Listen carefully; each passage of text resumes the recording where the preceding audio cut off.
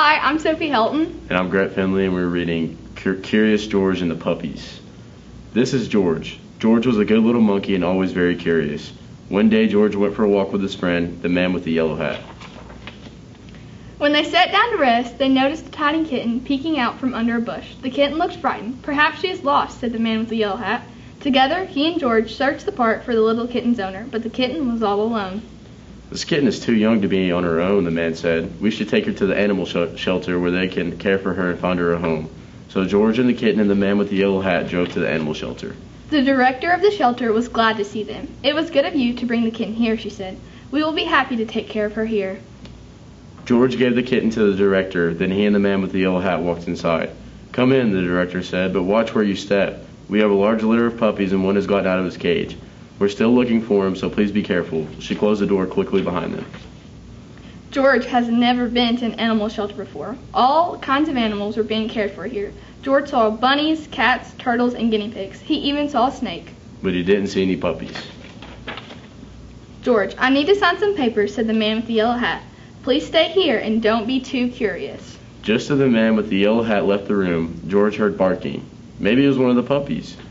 But where was it coming from? George was curious. He followed the barking noises and found a room full of dogs. There were yellow dogs, spotted dogs, sleek dogs, and fluffy dogs.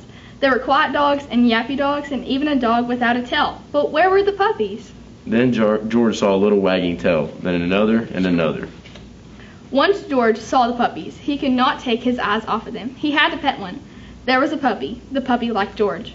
George wanted to hold the puppy. Slowly, he opened the door. But before George could even reach the puppy, the mother dog pushed the door open and was off like a shot. George tried to close the door after her, but the puppies were too fast. There was nothing George could do. Puppies were everywhere. Puppies hid under the desk. Puppies barked at the bunnies. One puppy played with the telephone cord, and the other climbed on top of the cage to watch the others get into mischief. Soon, all the dogs were barking. The cats were meowing, and the bunnies rustled in the corner of their cages. "Oh no," cried the director as she and the man with the yellow hat rushed into the room. "Now all the puppies are out." The man with the yellow hat helped the director gather up the puppies and put them safely back into their cage. Soon all the puppies were settled down and were quiet. Except for one.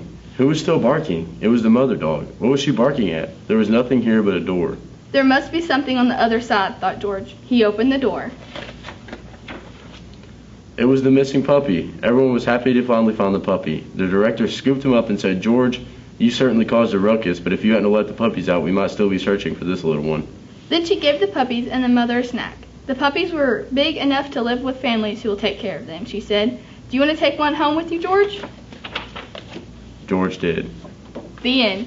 Thank you for reading with us. Thank you.